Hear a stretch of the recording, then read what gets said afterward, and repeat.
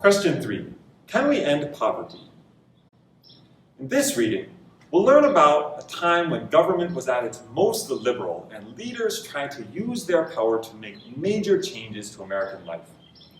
We'll explore President Lyndon Johnson's Great Society programs in the war on poverty, the decisions of the Warren Court, and an overhaul of immigration policy.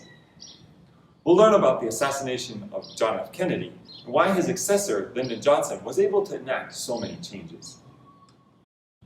Our big idea. The federal government joined in the efforts to remake American society in the 1960s. President Lyndon Johnson's Great Society programs were meant to end poverty, protect healthcare, and protect the environment. The Supreme Court handed down important rulings about civil rights and criminal justice, and the immigration system was significantly changed. Let's get started with our introduction. The price of living in a capitalist society is that there will always be economic winners and losers. While we have the opportunity to become rich, we know that there will also always be poverty. But is this true?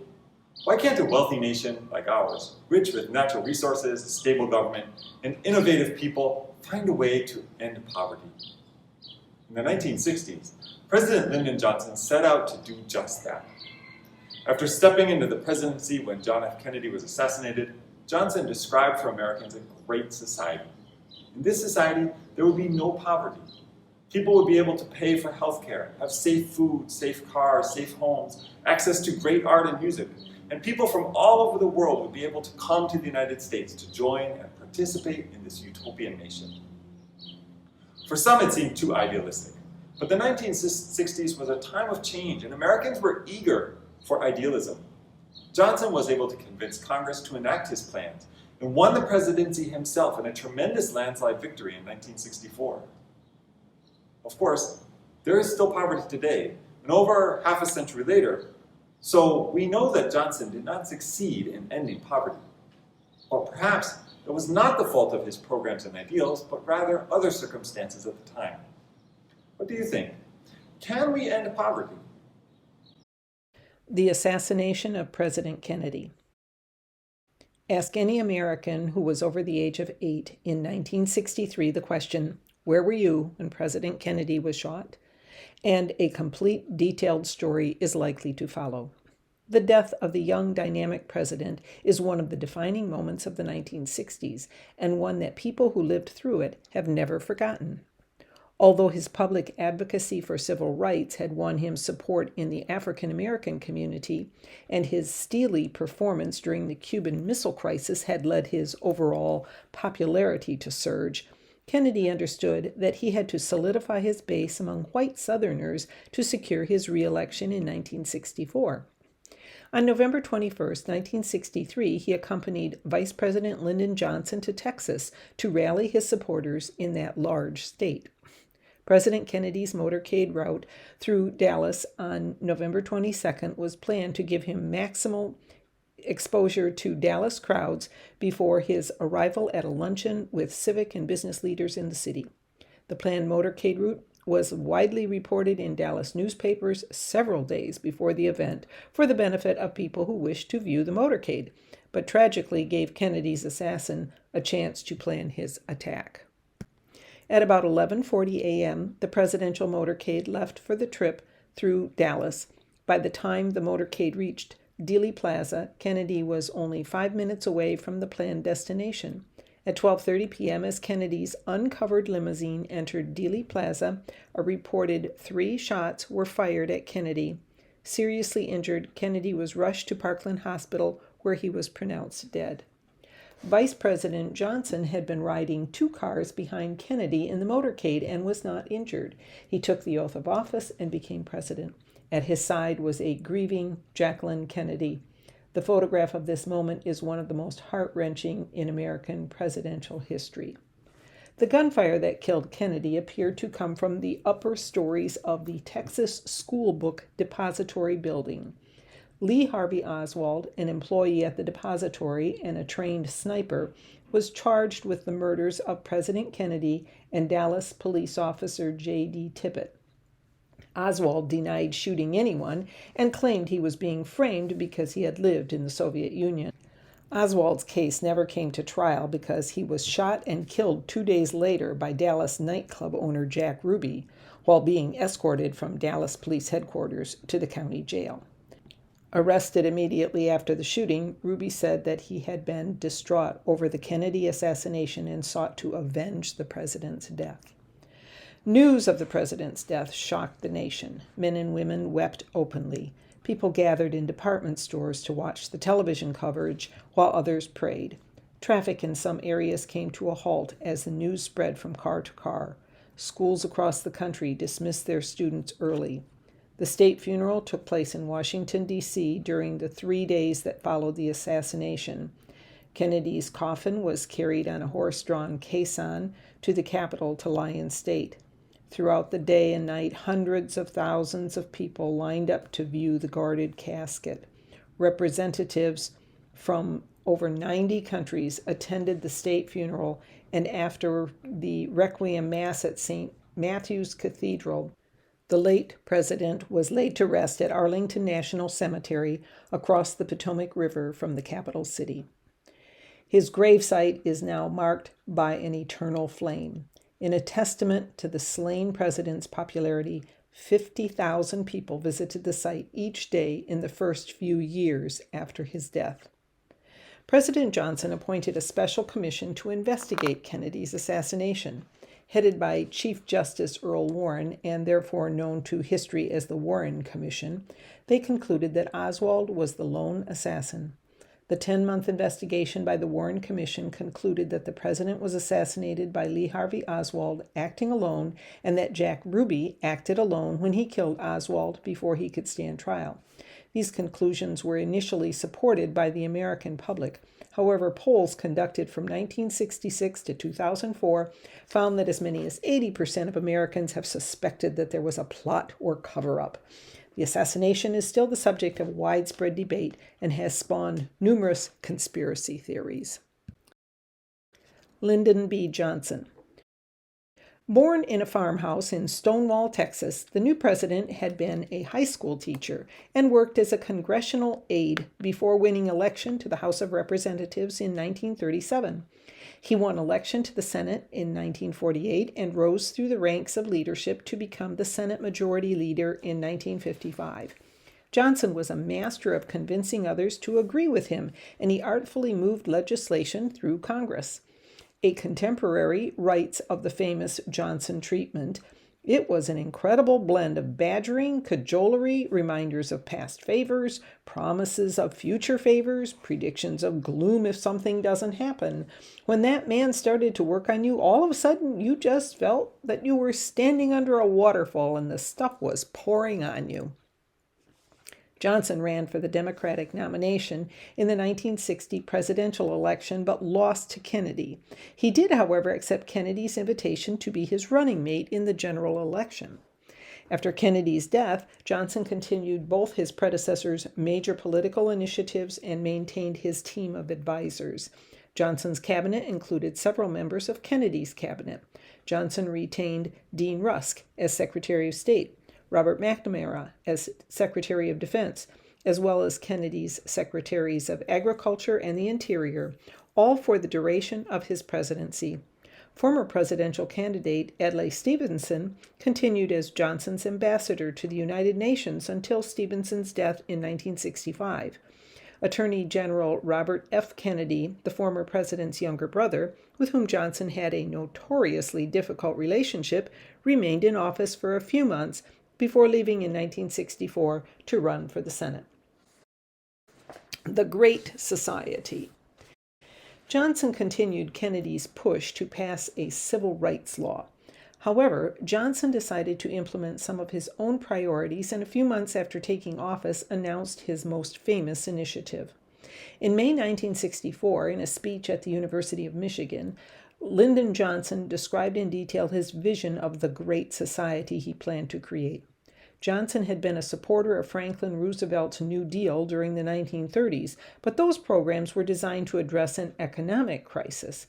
In the 1960s, Johnson wanted the nation to go a step further and use all the best of its resources, especially human resources, to become truly great. Addressing the graduates, he recounted the nation's past challenges and accomplishments. Quote, "For a century, we labored to settle and to subdue a continent. For half a century, we called upon unbounded invention and untiring industry to create an order of plenty for all our people." Unquote. He proceeded to describe what he saw as the challenge they would have to help him solve in the coming years. Quote, "The challenge of the next half a century is whether we have the wisdom to use that wealth to enrich and elevate our national life and to advance the quality of our American civilization. Your imagination, your initiative, and your indignation will determine whether we build a society where progress is the servant of our needs or a society where old values and new visions are buried under unbridled growth. For in your time, we have the opportunity to move not only toward the rich society and the powerful society, but upward to the great society. The great society rests on abundance and liberty for all." Unquote. For Johnson, liberty for all meant freedom from racial injustice, freedom from poverty, as well as the freedom to live in a nation rich with natural beauty, artistic expression, available health care, and a government that watched out for the well-being of its citizens. When Congress convened the following January, he and his supporters began their effort to turn his promise into reality. By combating racial discrimination and attempting to eliminate poverty, the reforms of the Johnson administration changed the nation. The War on Poverty.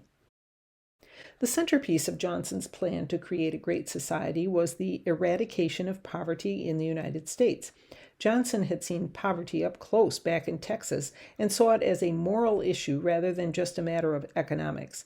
The war on poverty, as he termed it, was fought on many fronts, but the driving idea behind everything was to help people find ways to rise out of poverty, not just to give them relief. In other words, Johnson wanted the government to use taxpayer money to give the poor a chance, rather than just give them money. As he said it, "I want to be the president who helped to feed the hungry and to prepare them to be taxpayers instead of tax eaters. I want to be the president who helped the poor to find their own way." In the 1960s, the economy was doing well and there were jobs available, but for many poor Americans, they couldn't apply for these opportunities because they lacked the skills necessary. The Economic Opportunity Act, or EOA, of 1964 established and funded a variety of programs to assist the poor in finding jobs. The Office of Economic Opportunity, OEO, first administered by President Kennedy's brother-in-law, Sargent Shriver, coordinated programs such as the Job Corps and the Neighborhood Youth Corps, which provided job training programs and work experience for the disadvantaged. Volunteers in Service to America recruited people to offer educational programs and other community services in poor areas, just as the Peace Corps did abroad. The Community Action Program, also under the OEO, funded local community action agencies, organizations created and managed by residents of disadvantaged communities to improve their own lives and those of their neighbors. The EOA fought rural poverty by providing low-interest loans to those wishing to improve their farms or start businesses. EOA funds were also used to provide housing and education for migrant farm workers. Other legislation created jobs in Appalachia, one of the poorest regions in the United States, and brought programs to Indian reservations. One of EOA's successes was the Rough Rock Demonstration School on the Navajo Reservation that, while respecting Navajo traditions and culture, also trained people for careers and jobs outside the reservation. Education. Johnson, a former teacher, realized that a lack of education was the primary cause of poverty and other social problems. Educational reform was thus an important pillar of the society he hoped to build, and one of the chief pieces of legislation that Congress passed in 1965 was the Elementary and Secondary Education Act, ESEA. This law provided increased federal funding to both elementary and secondary schools, allocating more than $1 billion for the purchase of books and library materials and the creation of educational programs for disadvantaged children. The ESEA was not important only because it provided funding for schools, but also because it was the first time the federal government became involved in providing money for the public schools. For most of the nation's history, schools were the responsibility of local governments.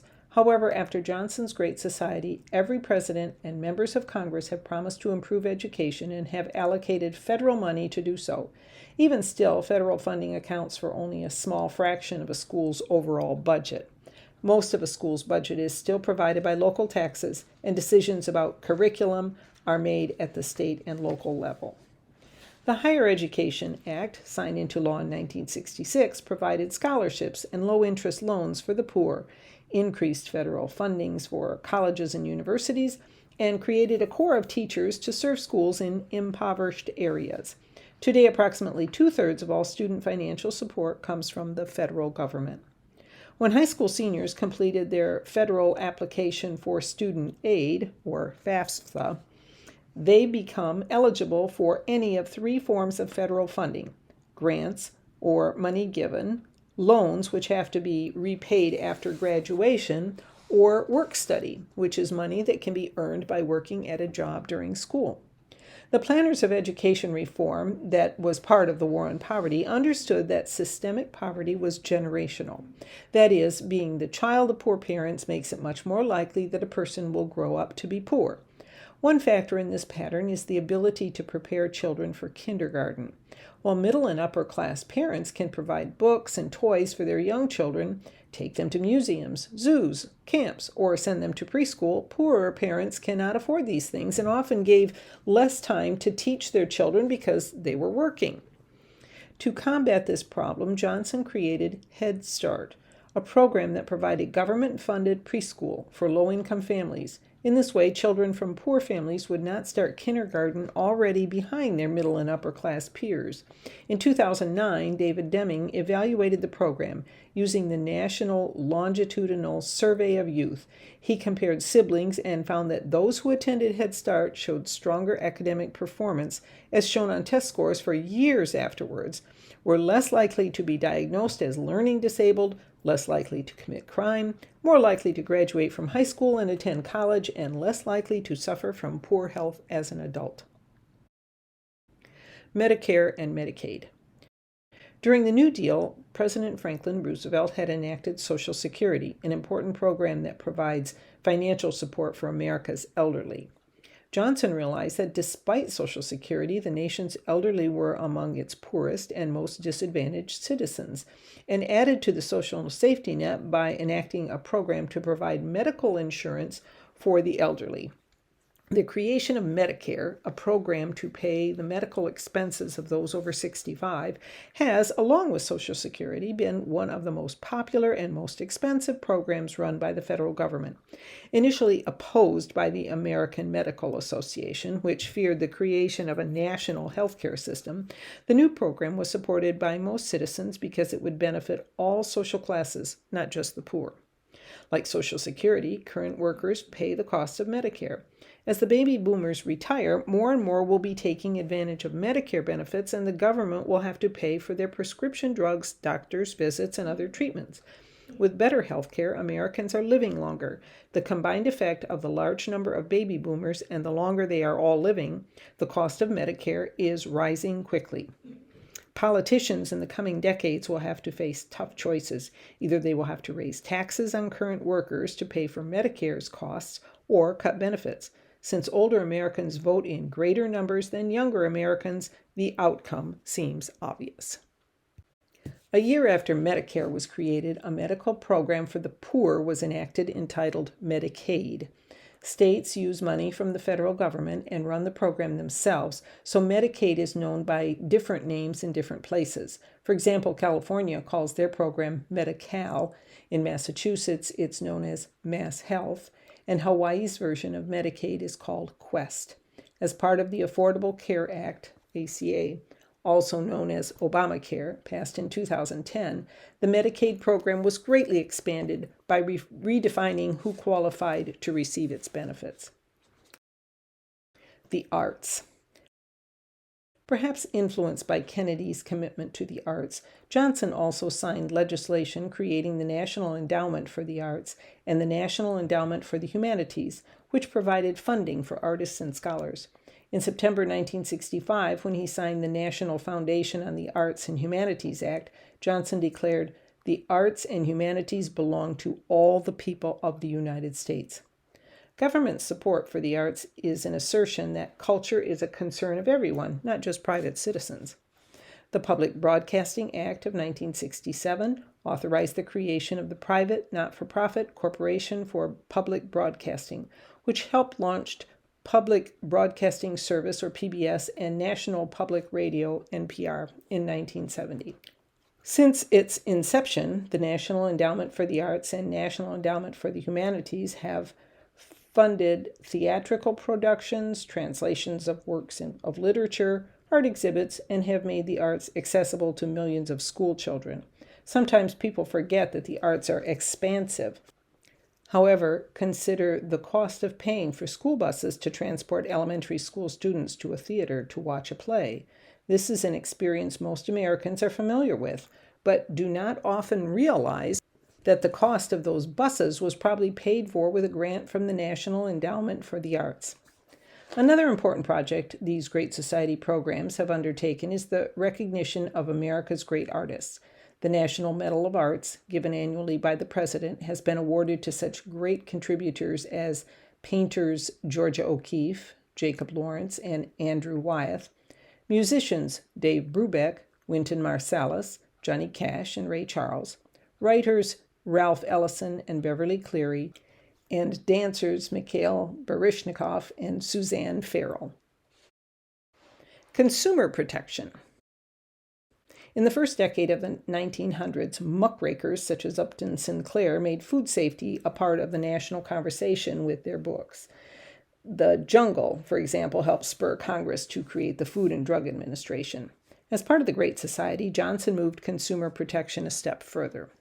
The Cigarette Labeling and Advertising Act of 1965 required packages to carry warning labels. The Motor Vehicle Safety Act of 1966 set standards through creation of the National Highway Traffic Safety Administration. The Fair Packaging and Labeling Act requires products to have a label to identify manufacturer, address, and clearly mark quantity and servings. The Child Safety Act of 1966 prohibited any chemical so dangerous that no warning can make it safe, and the Flammable Fabrics Act of 1967 set standards for children's sleepwear. The Wholesome Meat Act of 1967 and the Wholesome Poultry Products Act of 1968 improved inspection of the nation's meats.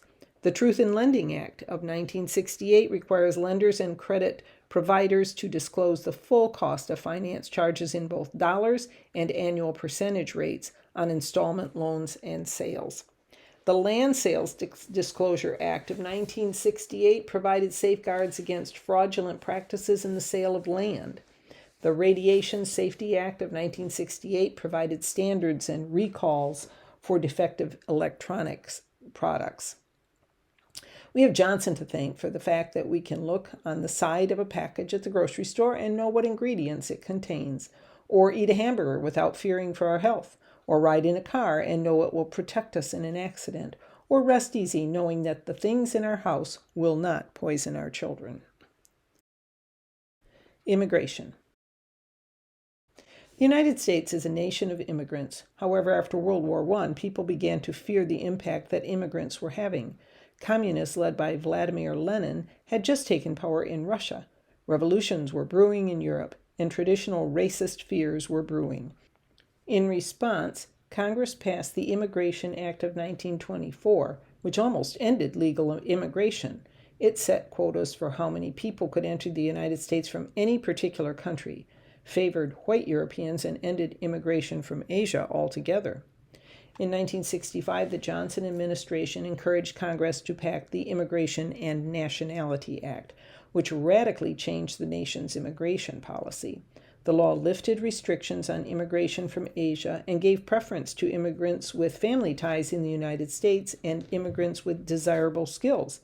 Although the measure seemed less significant than many of the other legislative victories of the Johnson administration at the time, it opened the door for a new era in immigration. When it was first passed, its advocates believed that the trend of predominantly white immigration would continue, since most Americans at the time were white.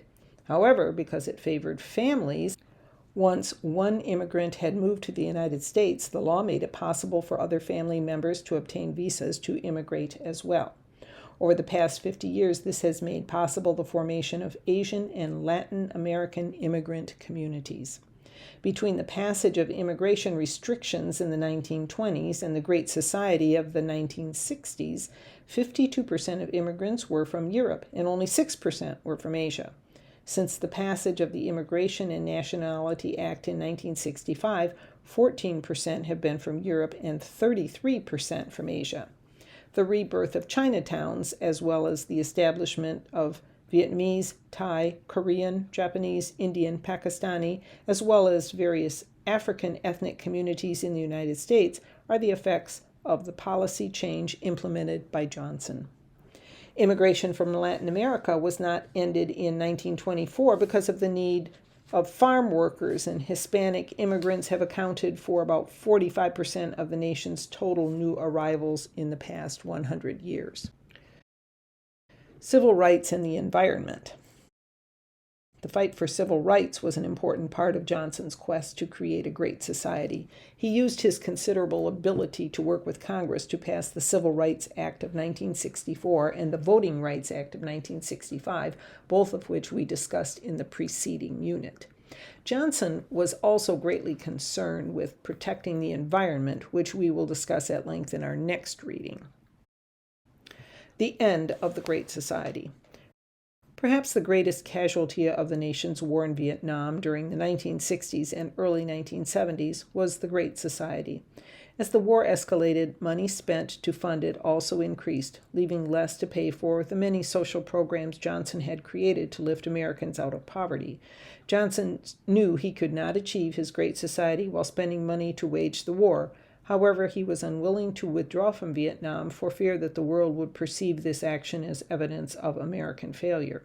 On balance, he was willing to sacrifice all he could do to end poverty and improve life at home so that the United States could carry out its responsibilities as a superpower in the Cold War. Vietnam doomed the Great Society in other ways as well. Dreams of racial harmony suffered, as many African Americans, angered by the failure of Johnson's programs to alleviate severe poverty in the inner cities, rioted in frustration. Their anger was heightened by the fact that a disproportionate number of African Americans were fighting and dying in Vietnam.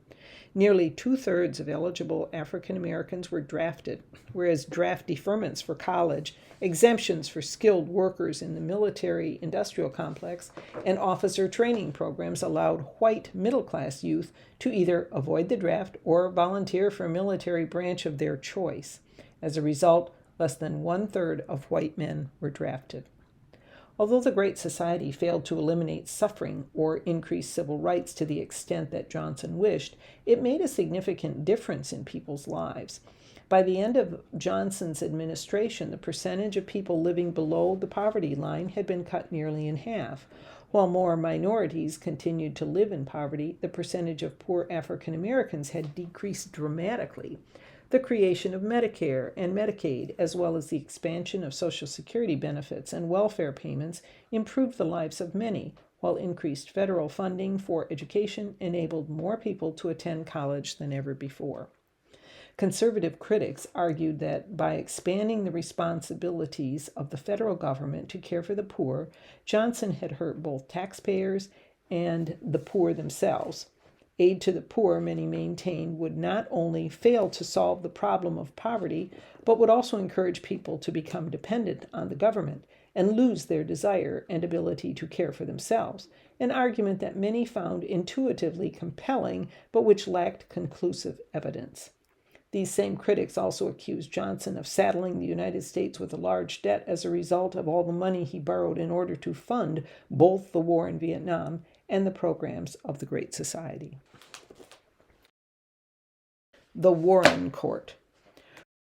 Earl Warren was the Chief Justice of the Supreme Court from 1953 to 1969. His time on the court is remembered as an era in which the court made numerous progressive decisions that advanced civil rights. During his tenure, Warren wrote the Brown versus Board of Education and Hernandez versus Texas decisions.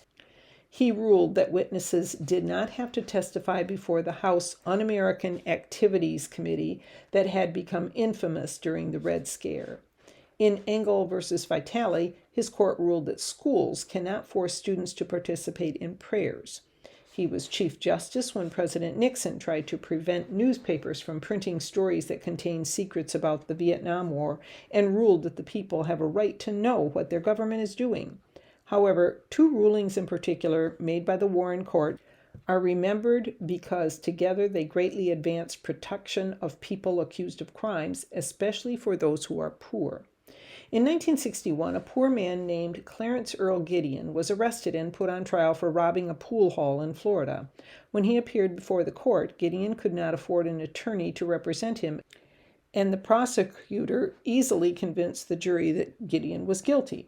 However, Gideon was not guilty and believed that he should have been entitled to a government-appointed lawyer. Public defenders, as they are known, are lawyers paid with tax money who defend people accused of crimes who cannot afford to hire lawyers of their own. Gideon took his case, Gideon versus Wainwright, all the way to the Supreme Court, where he won. In 1963, Ernesto Miranda was arrested by the Phoenix Police Department, based on circumstantial evidence linking him to the kidnapping and rape of an 18-year-old woman. After 2 hours of interrogation by police officers, Miranda signed a written confession. However, at no time was Miranda told of his right to consult with a lawyer. Before being presented with the form on which he was asked to write out the confession he had already given orally, he was not advised of his right to remain silent, nor was he informed that his statements during the interrogation would be used against him. These rights are guaranteed by the Fifth Amendment to the Constitution. At trial, when prosecutors offered Miranda's written confession as evidence, his court-appointed lawyer objected that the confession was not truly voluntary and should be excluded from the trial. Moore's objection was overruled, and Miranda was convicted. Like Gideon, Miranda and Moore believed the police and prosecutors should not be able to use a confession unless the person on trial knew that confession might be used in court. The Supreme Court agreed. In Miranda versus Arizona, they clarified that statements made by those in police custody can only be used in a trial if the person has clearly been warned that such is the case. This warning is now known as the Miranda warning and incorporates both the Gideon case and the Miranda case. The exact wording varies but could read, "You have the right to remain silent. Anything you say can be used against you in court. You have the right to talk to a lawyer for advice before we ask you any questions. You have the right to have a lawyer with you during questioning. If you cannot afford a lawyer, one will be appointed for you before any questioning if you wish. If you decide to answer questions now without a lawyer present, you will have the right to stop answering at any time." While most Americans eventually agreed that the court's desegregation decisions were fair and right, disagreement about the due process revolution continues. Warren took the lead in criminal justice despite his years as a tough prosecutor. He always insisted that the police must play fair or the accused should go free. Warren was privately outraged at what he considered police abuses that ranged from warrantless searches to forced confessions.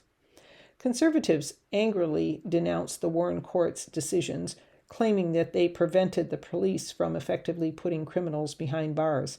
Violent crime and homicide rates shot up nationwide in the following years.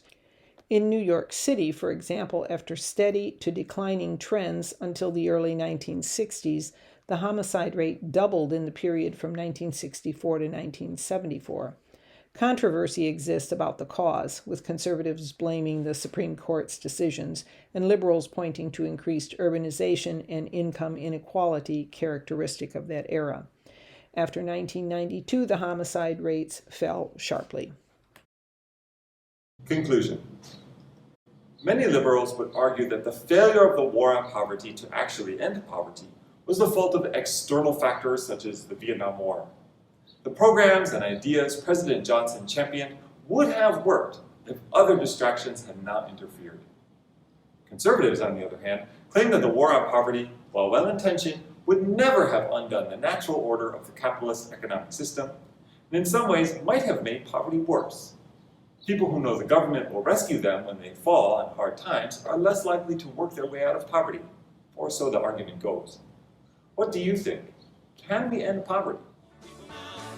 Small brother, everybody get together.